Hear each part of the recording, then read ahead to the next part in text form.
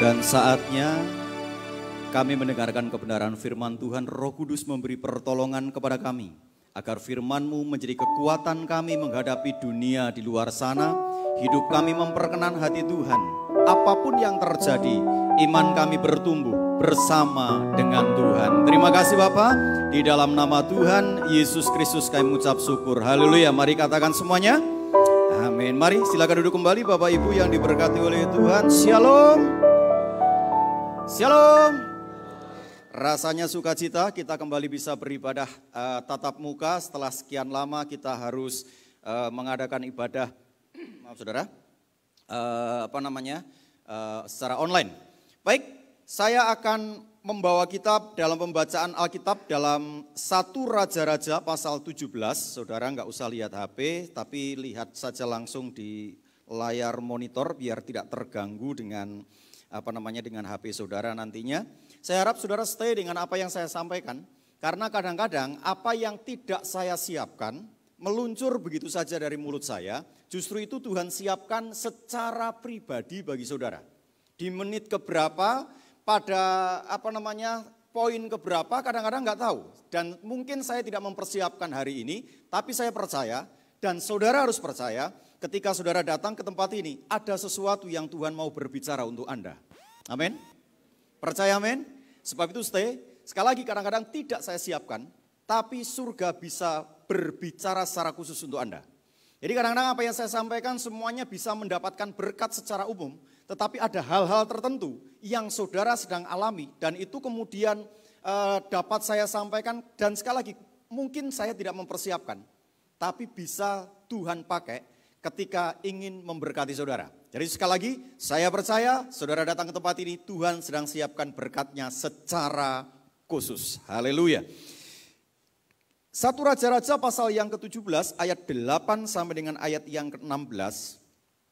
Ada 3 tokoh yang akan saya sampaikan kepada kita hari ini. Berbicara tentang lambang iman, jadi hanya 3 saja. Iman yang dimiliki oleh 3 tokoh di dalam Alkitab ini. 1 Raja-Raja pasal 17 ayat 8 sampai dengan ayat 16. Firman Tuhan berkata, maka datanglah firman Tuhan kepada Elia. Bersiaplah, pergi ke Sarfat yang termasuk wilayah Sidon dan diamlah di sana. Ketahuilah aku memerintahkan seorang janda untuk memberi engkau makan. Sesudah itu ia bersiap lalu pergi ke Sarfat.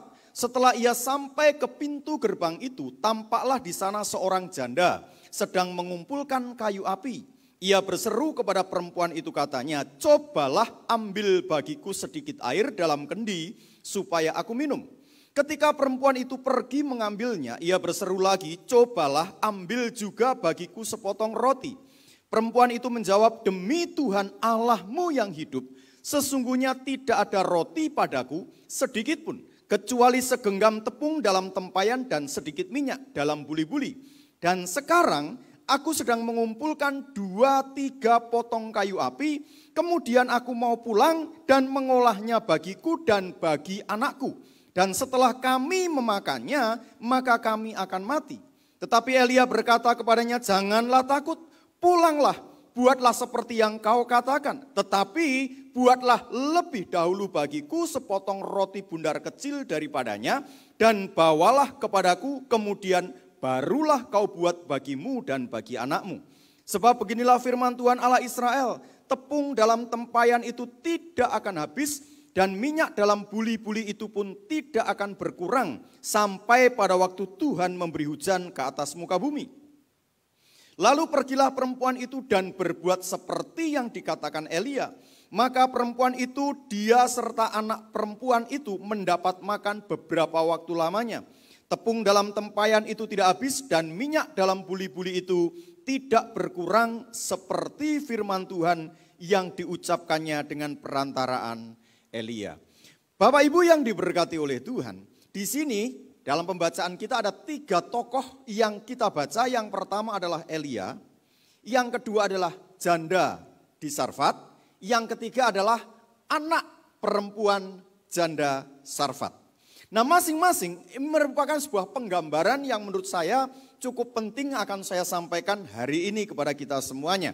Seperti kita ketahui, tokoh pertama adalah Elia, seorang nabi hebat, nabi yang luar biasa menurut saya, meskipun disebut sebagai nabi-nabi kecil di dalam Alkitab. Tetapi Elia merupakan dua tokoh di dalam Alkitab yang tidak mengalami kematian secara tubuh. Ingat, Henokh pada usia 365 tahun, maka Henokh tidak ada lagi diangkat oleh Allah.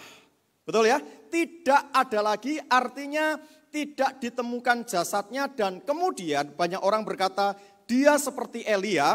Elia pun juga tidak mengalami kematian tubuh, tetapi jelang naik ke surga Alkitab memberikan catatan disambut atau dijemput dengan kereta beroda api.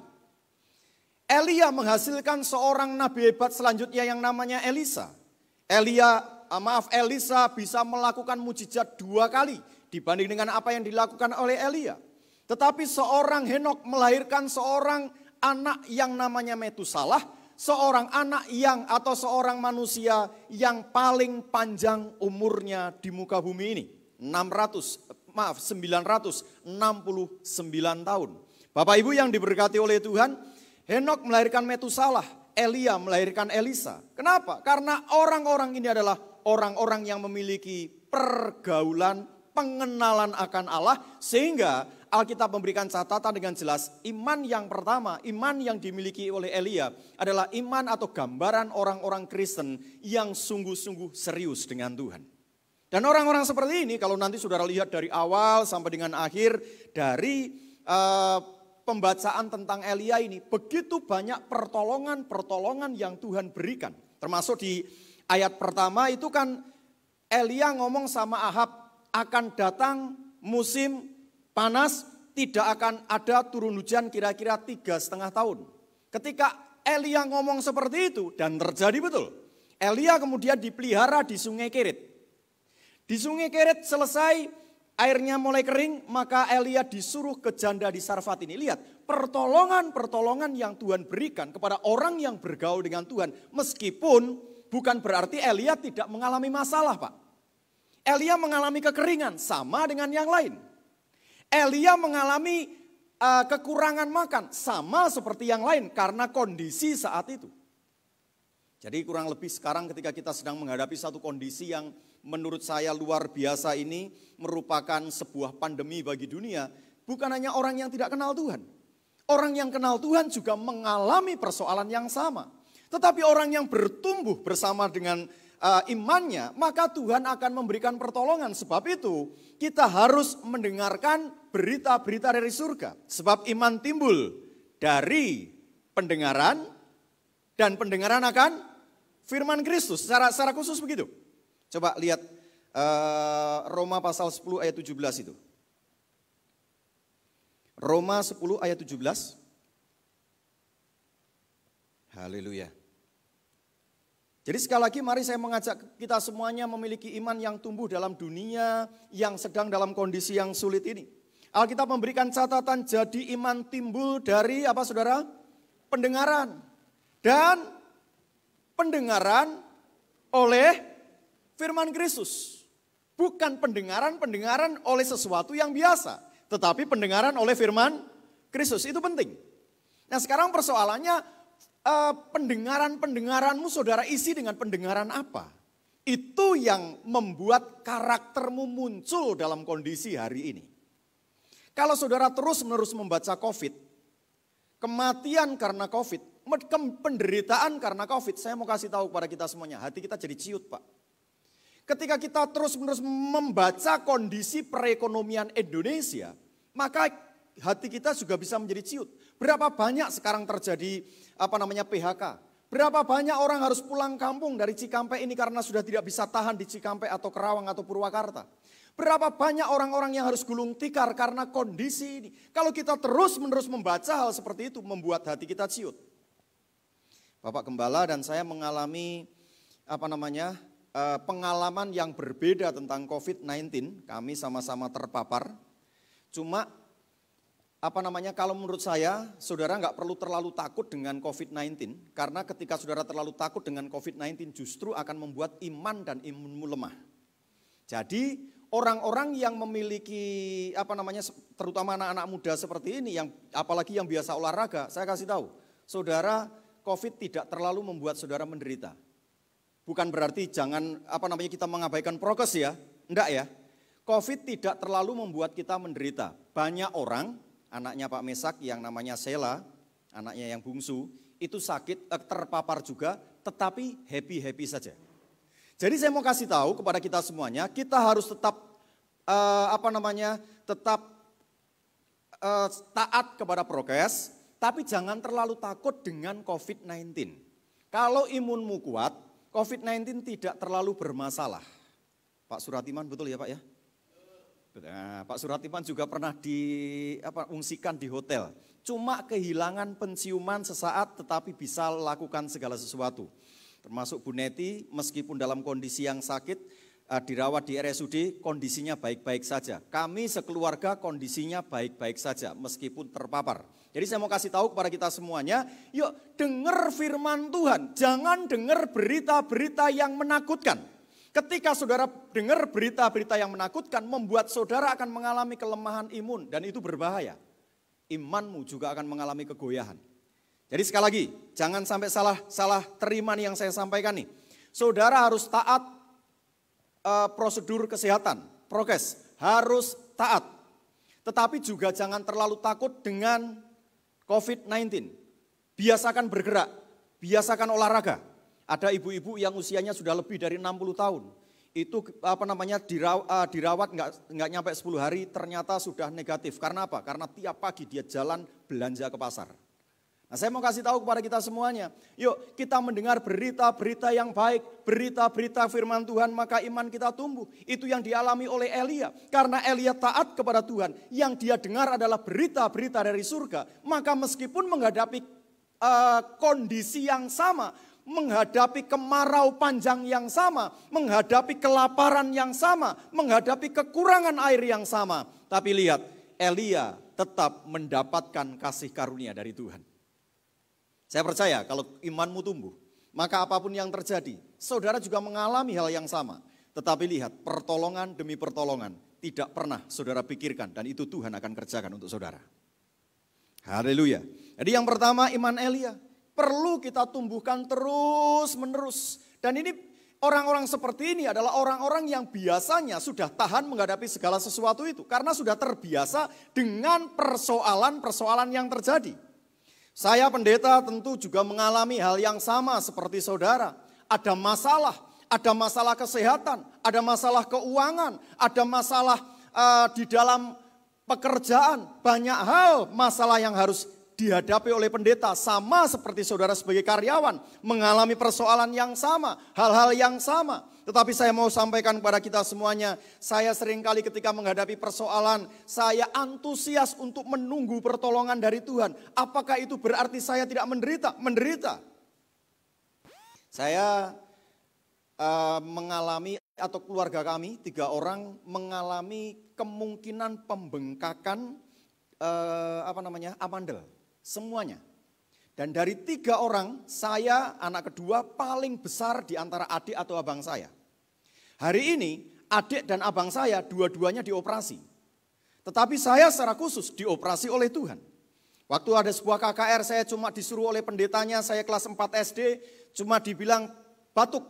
Namanya anak disuruh sama pendeta, maka saya pun batuk. Ketika batuk dia bilang telan, saya telan. Dan amandel saya yang sudah mengalami pembengkakan, itu Tuhan buat kempis sampai dengan hari ini. Apakah itu berarti saya tidak mengalami masalah yang lain? Banyak masalah yang saya hadapi, tetapi saya selalu antusias untuk menunggu bagaimana cara Allah memberikan pertolongan. Jadi saya harap hari ini ketika kita mendengar berita-berita tentang Tuhan, tentang Kristus, berita-berita Yesus Kristus, maka kita memiliki sebuah antusias. Apa yang Tuhan mau kerjakan untuk saya dan saudara di tengah-tengah berbagai kesulitan yang terjadi. Meskipun kita pun sedang ikut menderita. Nah, tokoh yang kedua yang saya catat adalah janda di Sarfat ini. Jadi iman yang dimiliki oleh Elia adalah iman yang terus mengalami pertumbuhan karena mendengar berita-berita tentang Kristus. Saya ingatkan ada perempuan yang sakit pendarahan 12 tahun. Sudah kemana-mana, tidak mengalami kesembuhan, tetapi kemudian Tuhan berikan pertolongan ketika dia mendengar berita tentang Kristus dan dia berkata, asal ku jamah jumbai jubahnya saja, maka aku akan sembuh. Dan Alkitab memberikan catatan perempuan ini sembuh. Karena apa? Karena dia mendengar berita tentang Kristus. Artinya mendengar berita-berita bukan hanya satu kali, tetapi ada sebuah konsistensi untuk kita mendengar berita-berita tentang Kristus. Nah, persoalannya bagaimana dengan janda di Sarfat? Janda di Sarfat ini adalah perempuan Sidon, kira-kira Libanon hari ini, yang jaraknya jauh dengan Israel. Pertama, yang kedua, dia adalah orang Sidon, artinya dia tidak punya hubungan dengan orang Israel. Pada zaman itu, setiap bangsa memiliki Allah mereka masing-masing. Israel memiliki Allahnya, orang Sidon memiliki Allahnya, orang Amalek memiliki Allahnya, orang Filistin memiliki Allahnya. Dan hampir tidak pernah orang Sidon menyembah Allahnya orang Israel. Apalagi orang Israel menyembah Allahnya orang Amalek dan lain sebagainya. Itu sangat jarang. Kemudian yang ketiga, yang ditemui oleh janda Sarfat ini adalah seorang laki-laki asing. Bayangin, perempuan itu tidak boleh sembarangan pada zaman dulu berbicara dengan laki-laki, apalagi laki-laki asing. Karena perempuan ini dianggap sebagai kelas kedua. Sedangkan laki-laki itu kelas pertama. Jadi ada jarak, kalau perempuan mau ngomong sama laki-laki itu tidak segampang seperti hari ini. Nah sekarang persoalannya, sudah orang asing, lalu kemudian Allah asing, lalu kemudian ketemu di sebuah tempat tertentu dan sekali lagi ini tempat yang jauh yang tidak ada hubungannya sama sekali. Nah kemudian pada waktu itu Elia berkata, beri aku air. Si janda memberikan air karena memang ada, cukup. Lalu kemudian dia berkata, beri aku makan. Dan Alkitab memberikan catatan dengan jelas, si janda berkata begini, aku hanya memiliki tepung segenggam dan minyak dalam buli-buli. Cuma itu. Setelah itu kami mau makan, setelah makan mati. Artinya sudah tidak ada lagi makanan. Sementara musim kemarau belum bisa diprediksi kapan berakhir. Bapak Ibu yang diberkati oleh Tuhan, hari itu kemudian Elia berkata, demi Allah yang hidup, buatkan dulu. Baru kemudian buat untuk kamu. Nah pertanyaannya gini, Allahnya siapa? Allahnya Israel yang dia tidak kenal. Allahnya Elia yang dia tidak kenal. Dia memiliki Allahnya sendiri. Contohnya begini Bapak Ibu. Kalau saudara ketemu dengan seorang dari agama lain, lalu kemudian saudara ngomong begini di dalam nama Tuhan Yesus Kristus. Kira-kira orang itu senang enggak? Betul? Tidak senang. Ini si Elia ngomong, Tuhan Allah berfirman, tepung dalam tempayan tidak habis, minyak dalam buli-buli juga tidak akan habis. Lalu persoalannya siapa ini yang ngomong? Elia itu orang asing, memberitakan Allah asing. Tentu sesuatu yang tidak masuk akal sebenarnya. Bapak Ibu yang diberkati oleh Tuhan, kemudian janda ini kemudian lakukan seperti yang diinginkan oleh Elia. Saya juga bingung, kenapa si janda ini kemudian melakukan seperti keinginan Elia. Padahal Elia itu orang asing, sementara minyaknya cuma tinggal 1 genggam, artinya tinggal sedikit lagi. Jadi begini, kemarin kalau Bapak Ibu mendengar apa yang disampaikan oleh Pak Mesak, oleh Bapak Gembala, beliau sampaikan tepung yang tinggal segenggam itu tentu sudah diirit-irit sedemikian rupa. Contohnya saudara memiliki beras sekian liter di dalam tempat beras saudara, sementara sekarang tanggal 14, gajian tanggal 25, masih ada 11 hari lagi. Sementara berasmu di rumah kira-kira tinggal 5 liter, uang sudah tidak ada. Kira-kira saudara masak semua atau diirit-irit? Cara nginginitnya gimana? Kadang-kadang bikin bubur. Betul ya? Kadang-kadang bikin bubur. Kami waktu kecil pernah alami itu karena judi. Jadi dengar baik-baik, laki-laki terutama yang main judi hari ini bertobat dalam nama Tuhan Yesus Kristus. Keluarga kami mengalami kondisi yang sangat berat hanya gara-gara judi. Dulu ketika orang masih naik sepeda saja susah, bapak saya sudah pakai Harley. Semuanya habis hanya gara-gara judi. Dulu orang di kampung sekolah itu sampai SMP itu jarang. Bapak saya dari Blitar, sekolahnya di Bandung, di Husein Sastra Negara. Kami memiliki harta cukup banyak, tetapi semuanya hancur. Kami tidak memiliki rumah bahkan, gara-gara judi. Jadi sekali lagi saya mau sampaikan kepada kita semuanya, bapak-bapak terutama, atau ibu-ibu juga kadang-kadang, gadis-gadis ini juga nih kadang-kadang, saudara yang hobi judi mulai hari ini bertobat dalam nama Tuhan Yesus Kristus. Tidak ada orang kaya kecuali bandarnya. Bandarnya pun juga tinggal tunggu waktu untuk mengalami masalah. Sampai mana saya tadi? Gara-gara ngomong judi. Nah ini sudah diirit-irit. Bahkan saudara mungkin bikin bubur untuk memperpanjang agar beras yang 5 liter ini sampai nanti tanggal 25 gajian baru kemudian saudara keluar untuk makan di tempat yang lebih baik. Nah ini si janda sudah memiliki tepung itu sudah diirit-irit sampai sedemikian rupa sampai hari itu tinggal makanan terakhir.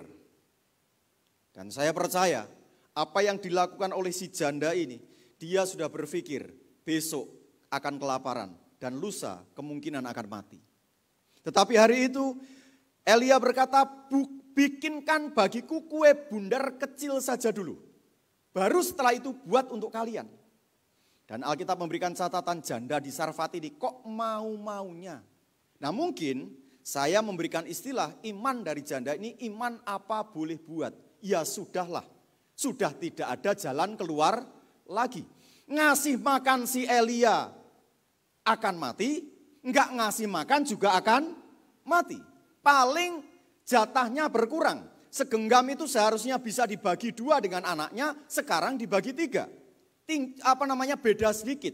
Tapi yang jelas ngasih mati enggak ngasih mati. Ya apa boleh buatlah, berbagilah dengan orang-orang yang sama-sama menderita, kira-kira begitu. Maka dia lakukan seperti apa yang diinginkan oleh Elia dan Tuhan memberikan pertolongan dan mujizat yang luar biasa hari ini. Saya mau sampaikan kadang-kadang kita dipaksa oleh Tuhan untuk beriman ketika kondisi kita sudah tidak ada jalan keluar lagi. Dan kita berkata Tuhan apa boleh buat? Ya sudahlah Tuhan, terserah apa maunya Tuhan ketika kondisi sudah tidak dapat kita harapkan lagi. Dan saya percaya hampir semua kita pernah mengalami kondisi itu. Satu saat Naaman sang panglima Aram itu sedang mengalami sakit kusta. Lalu kemudian Raja Aram yang sangat mengasihi Naaman karena panglima yang diandalkan itu. Dia mendengar berita kalau di Israel ada seorang dukun sakti. Maka dia berkata kepada Raja Israel, padahal waktu itu Raja Israel berada di bawah bayang-bayang Raja Aram karena Aram waktu itu merupakan kerajaan besar. Lalu kemudian dia mengirimkan harta benda kepada Raja Israel dan berkata tolong. Sebenarnya kalau kita baca di Alkitab seolah-olah ngomongnya tolong panglima ini. Itu tapi kalau kita membaca itu menimbulkan ketakutan luar biasa bagi Raja Israel. Artinya ada sebuah intimidasi dari Raja Aram. Kalau mau selamat pastikan panglimaku ini sembuh, kira-kira begitu. Karena menimbulkan ketakutan. Lalu kemudian ketika sang raja takut didengar oleh Elisa, maka dia berkata suruh Naaman datang ke tempatku. Dan Alkitab memberikan catatan dengan jelas Naaman datang kepada Elisa. Dan kemudian Elisa boro-boro ngomong, merapalkan mantra-mantra seperti dukun yang dibayangkan oleh Naaman. Boro-boro si Elisa orang kecil ini datang atau mendatangi ngajak ngobrol Naaman. Dia menyuruh Gehazi hambanya dan dia berkata suruh mandi di sungai Yordan 7 kali. Dan kemudian Alkitab memberikan catatan dengan sangat jelas. Naaman marah luar biasa. Dia berkata seharusnya dia keluar ngobrol kayak. Atau kalau dalam dunia perdukunan kan ada mantra-mantra terus mungkin dikiprat cepret-cepretin begitu ya. Atau tangannya begitu-begitu dan lain sebagainya. Tetapi ini boro-boro begitu. Nemuin juga enggak. Malah suruh mandi ke sungai Yordan. Padahal Alkitab memberikan catatan. Sungai Abana dan sungai Parpar di Aram jauh lebih baik dibanding dengan sungai di Yordan. Kenapa saya harus mandi di sungai Yordan? Hamba setianya berkata kepada Naaman, Tuhan, seandainya Tuhan diminta untuk melakukan sesuatu yang lebih sulit, bukankah Tuhan juga mau? Oh ya, saya mau. Ini suruh mandi saja apa susahnya? Dan Alkitab memberikan catatan, Naaman mandi di sungai Yordan. Dan dia menerima kesembuhan. Apa boleh buat? Kadang-kadang kita dituntut oleh Tuhan. Menyerahkan hidup kita karena kita sudah tidak memiliki lagi jalan keluar. Apa boleh buat Tuhan? Ya sudahlah, karena ini yang harus aku lakukan, maka aku akan lakukan ini. Ada seorang pernah memberikan kesaksian, dia pulang dari perusahaannya, kemudian terima struk gaji, kan biasanya tanggal tertentu kan struk gaji sudah dia terima, dan kemudian hitung setelah dipotong sana sini termasuk kasbon segala macam, ternyata gaji yang diterima kalau ngasih perpuluhan mungkin cuma tinggal seminggu lagi mereka bisa cukup. Kalau nggak ngasih persepuluhan, kira-kira masih beberapa lama tetapi juga nggak nyampe 2 minggu. Lalu kemudian si bapak ini ngomong sama istrinya, ya sudahlah, kita ngasih perpuluhan kurang, nggak ngasih perpuluhan juga kurang. Halo, pernah menghadapi situasi seperti itu? Ngasih perpuluhan kurang, nggak ngasih juga tetap kurang. Lalu dia mengambil sebuah keputusan, kita kasih perpuluhan. Nanti hidup berikutnya gimana? Terserah. Kalau memang dalam kondisi terdesak, kita datang ke koperasi perusahaan. Kita masih bisa pinjam dari koperasi itu. Dan di akhir kesaksiannya, dia mengatakan sampai dengan akhir bulan, dia terima gaji lagi. Dia tidak pernah datang ke koperasi perusahaan. Dari mana Tuhan cukupkan? Tetapi dia berkata, dia juga tidak tahu bagaimana Tuhan cukupkan dalam 1 bulan ini. Kadang-kadang kita dipaksa dalam kondisi seperti itu. Nah Bapak Ibu yang diberkati oleh Tuhan, iman dari janda Sarfat, iman yang apa boleh buat. Ngasih mati, enggak ngasih juga mati. Lakukan ini kurang, enggak lakukan juga kurang.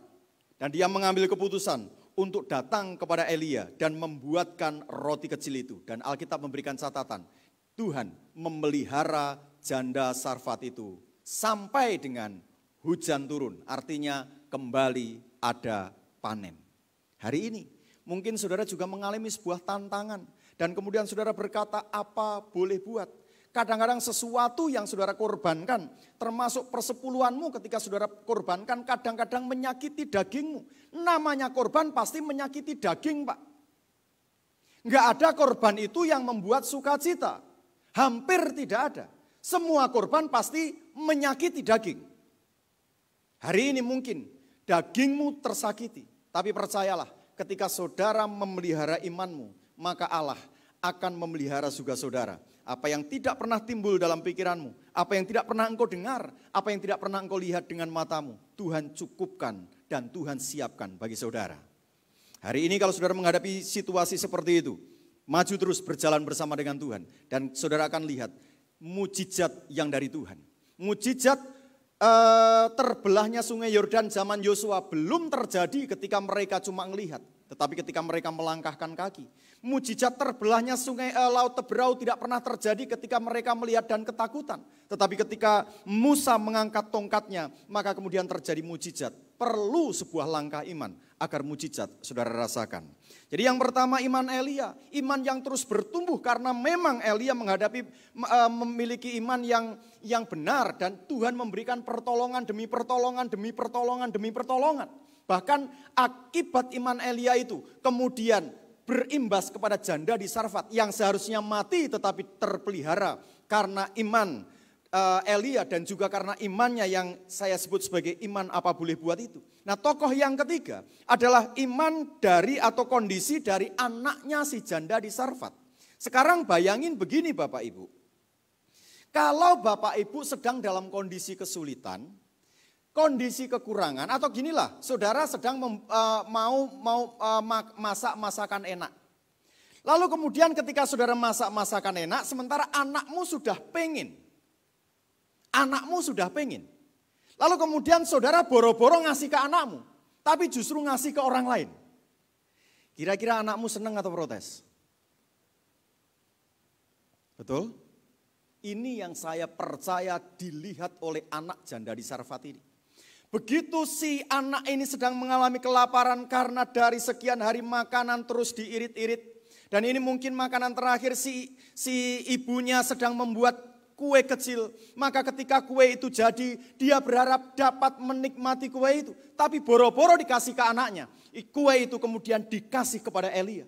Saya mau sampaikan kepada kita semuanya, kadang-kadang apa yang kita lakukan tidak dimengerti oleh orang lain.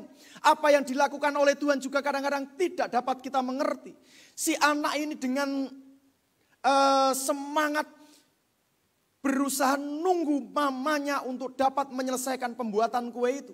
Tetapi ketika kue itu jadi, dia berharap dapat menikmati kue itu, tetapi ternyata kue itu justru diberikan kepada orang asing yang namanya Elia. Yang tidak tahu dari mana, dengan agama yang berbeda itu.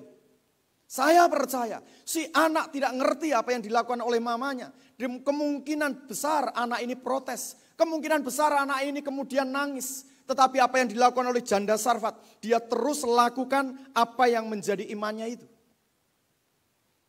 Hari ini saya mau sampaikan, kadang-kadang apa yang saudara lakukan tidak dimengerti oleh orang lain, Pak. Terutama saudara yang rajin ibadah ke gereja, kadang-kadang saudara dicibir oleh orang lain di luar sana, Pak.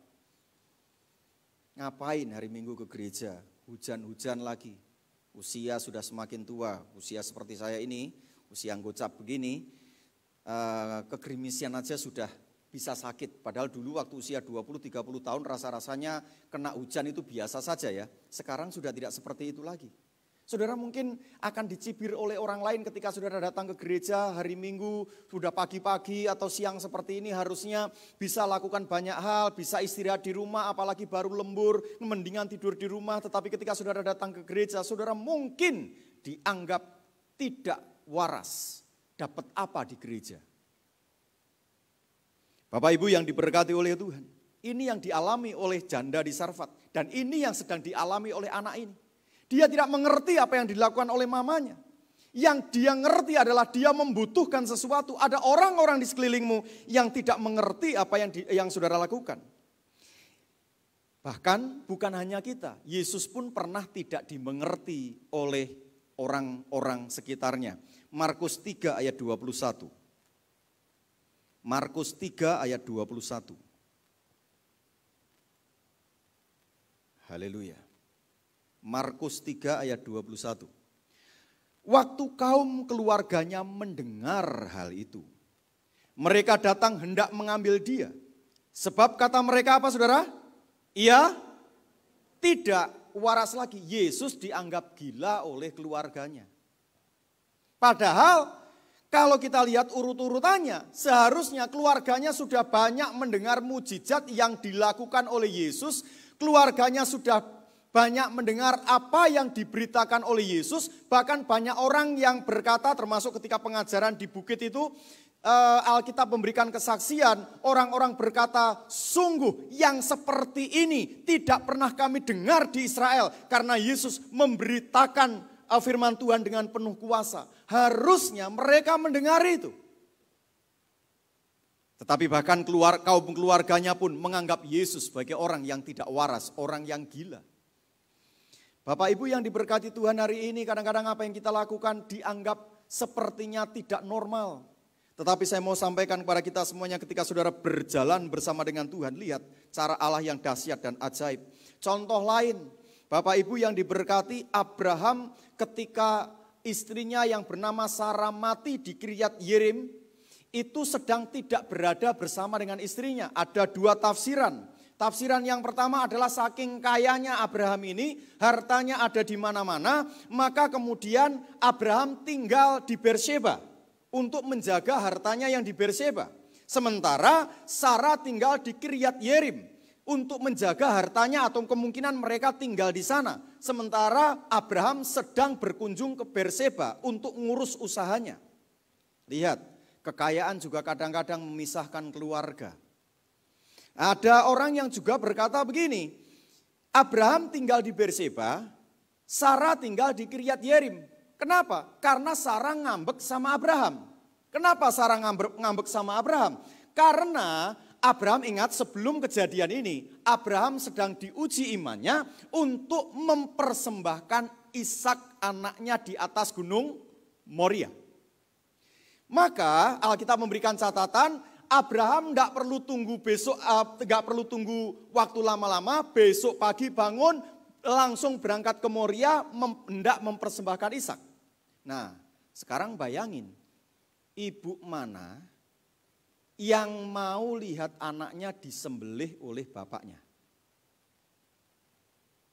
Halo, saudara, bahkan orang tua sering berantem gara-gara salah satu membela anaknya yang salah. Ini anaknya enggak salah, mau disembelih di Gunung Moria dengan alasan mempersembahkan kepada Tuhan. Dan itu kekejian bagi orang-orang yang percaya kepada Tuhan. Sehingga Sarah yang berkata sudah menopause tapi Tuhan izinkan untuk melahirkan Ishak anaknya itu. Maka dia marah besar kepada Abraham ketika Abraham mempersembahkan anaknya sebagai korban. Dia ngomong begini, anak ini sudah susah-susah kukandung. Sekarang dia enak saja mau menyembelih anak itu. Maka dalam kemarahannya dia berkata sebaiknya kita pisah saja. Mungkin itu yang terjadi. Alkitab memang tidak memberikan catatan dengan sangat jelas sehingga kita hanya bisa meraba-raba. Dan Alkitab memberikan catatan ketika Sarah meninggal di Kiryat Yerim, Abraham dari Berseba datang untuk menguburkan istrinya itu. Jarak Berseba dan Kiryat Yerim itu kira-kira 38 km. Dan jangan bayangkan sekarang saudara bisa naik Gojek atau Gokar. Saudara jangan bayangkan bisa naik angkot. Saudara jangan bayangkan saudara naik Beat saudara dengan kecepatan tinggi untuk dapat sampai dari Kerawang sampai Cikampek. Dulu alat transportasinya kan cuma gerobak yang ditarik oleh unta atau keledai atau kuda. Betul ya? Dan itu pun jalannya tidak mulus seperti jalan Pantura ini. Jalannya adalah jalan gurun yang tentu sangat tidak nyaman untuk perjalanan. Bayangin 38 km itu bukan jarak tempuh yang mudah dan yang pendek. Perpisahan ini terjadi apa? Karena Sarah tidak mengerti apa yang dilakukan oleh Abraham. Jadi hari ini, kalau ada orang yang tidak mengerti apa yang saudara lakukan untuk Tuhan, saudara harus tetap berjalan bersama dengan Tuhan. Lihat, Abraham ditolong oleh Tuhan. Elia dan janda di Sarfat ditolong oleh Tuhan. Naaman ditolong oleh Tuhan.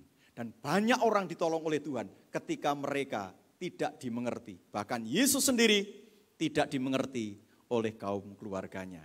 Apapun yang saudara kerjakan hari ini, percayalah bersama dengan Tuhan. Saudara cakap menanggung segala perkara. Mari kita bangkit berdiri bersama-sama di hadapan Tuhan. Kita mengucap syukur kepada Tuhan.